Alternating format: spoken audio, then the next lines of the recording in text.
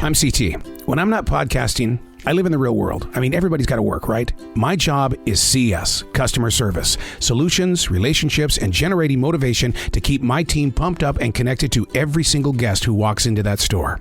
This is C.T.C.S, episode number 52. Never the same shopping experience twice. Whew, I need a transition walk tonight.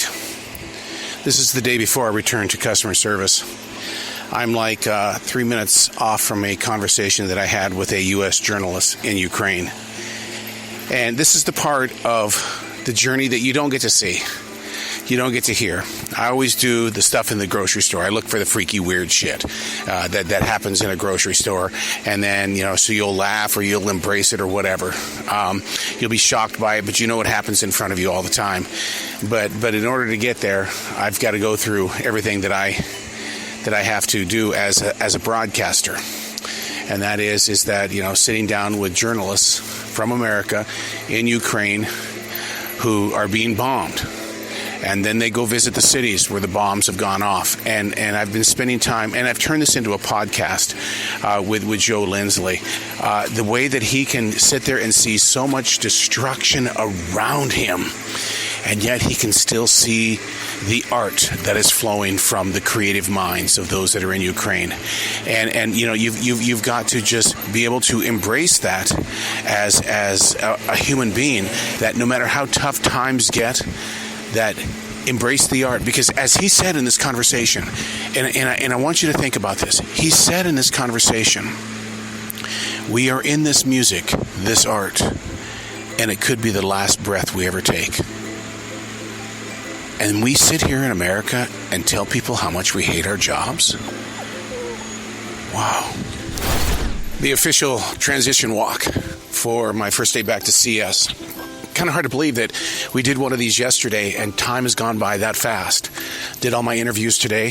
Holly Robinson Pete, Nick Quested, so many different people. Ryan T. Higgins, who writes for Disney. And, you do these conversations with these people, you get into their head and heart, and sure, you're selling the product and stuff like that.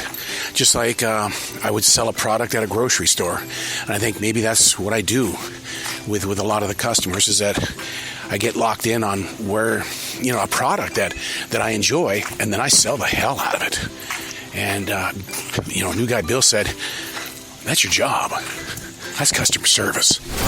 The new day in CS starts off with handing out the new uniforms to those who ordered them, and one of them is a maternity smock, a blouse. And we're all going, is there something we should know about this person? And so I go back and I talk with her and I go, congratulations. She says, no, you don't understand. All of the regular shirts, they fit too tight. So I thought, the best way to do this is I'm going to buy a smock. And then this way, my big old tummy, it can just do whatever it wants to do.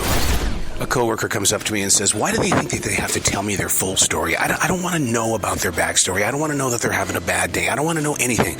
And that really kind of just saddened me in the moment is what it did, because it's like, I want to know every bit of this, And I kind of mentioned to him, I said, you're kind of like a psychologist to them. They're coming here to escape the world that they're in. Just go ahead and listen sometime. Well, probably about 5 minutes after that, a guest comes up and says, do you have any $1 bills, brand spanking new ones? And I'm thinking, wow, that's pretty interesting. But what she does is she makes them into flowers, into roses, and then she takes the $1 bill roses, and then she takes them to the hospital and gives them to people. See, if you don't listen, you don't hear the beautiful stories. And we've got the repeat offender back in the store. He got busted yesterday for stealing things, and he's back in here, and sure enough, one of the customer service agents goes over there and just watches him, and then goes and stands closer to him, and you ask, are you going to get the rest of that, or are you going to do that on a second order? And he goes, why are you watching me? And sure enough, he was trying to steal it again. So a repeat offender. And we've got the bust number 2 done today. And what I mean by bust number 2 is we just got a $489 worth of beer, HBC, toilet paper, and things like that. Got them at the front door, and got to the point to where they, you got to pay for that. You got to pay for that. And it's usually, we call it verbal taekwondo.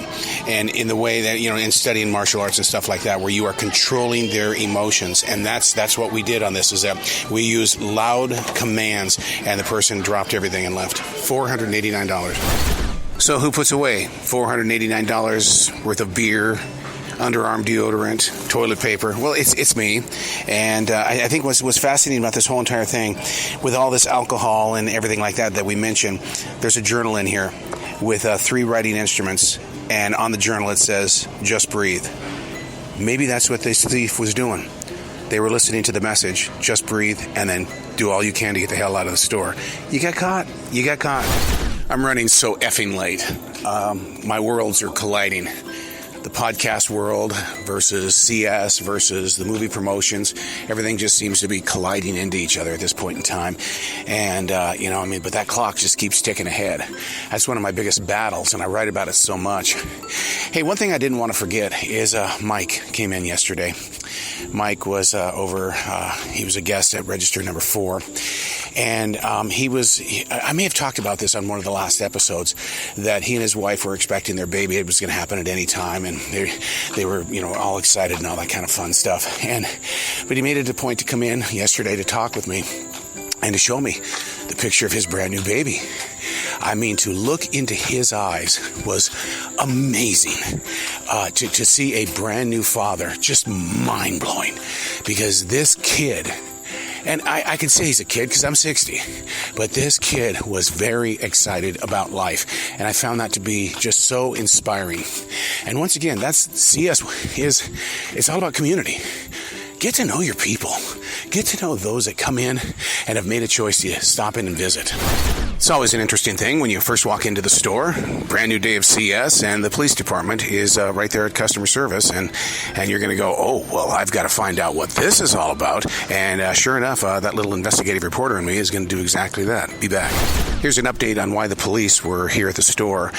They terminated an employee, and the employee got a little upset. And so what they wanted to do was just to make sure that everybody in the store was safe until this gentleman was pretty much gone from the premise. So that's the reason why, protect those employees as well as real people too. It had to be a total setup, or it was a runner. And a gentleman with a green basket, a plastic one, filled with every type of medication for colds and for the flu and stuff like that. Maybe $125 worth. And so I was over at self-checkout, saw him. He stops at self-checkout, looks at me, and he goes across the self-checkout machine, and all of a sudden says, I need to see an ID. So I walk over to him and I said, do you have your ID? No. I said, I can't give this to you. He said, you have to be 18. And he goes, I swear to you, I'm 30. No, dude, I have to have an ID. I don't make up the laws. It's North Carolina law. In fact, it's a federal law that I need to see your ID. And he goes, I swear to you, I'm 30 years old. And I said, I swear to you, you're not getting it. We just got word that the deli will be closing at 4:30 on a Friday night, 4:30 in the afternoon, because 4 people have called in. They're just not coming in. There's no way, and we got one person back there right now, and it's balls to the wall busy, and she's the only one taking care of all these customers, and of course they're getting irate because they're not getting that superstar treatment. Brand new weekend here, and that means grandparents have the grandkids, and the grandkids are fresh out of school. They are wound up like you wouldn't believe, and they love it when grandma and grandpa let them have sweets. I mean, they go to the candy row right away, and it's so funny that just a couple seconds ago there were 3 little ones. I love you so much. You are the best grandma in the world. I love you. I love you. We have 2 male figures in the store at this time. They come in the store with 6 bags that are wide open inside their grocery cart, and they are dumping as much as they can into it. We are on them. We've made 2 made announcements, I should say, announcements over the thing about security, making sure that you scope everything down and stuff like that. I think they're setting themselves up to be...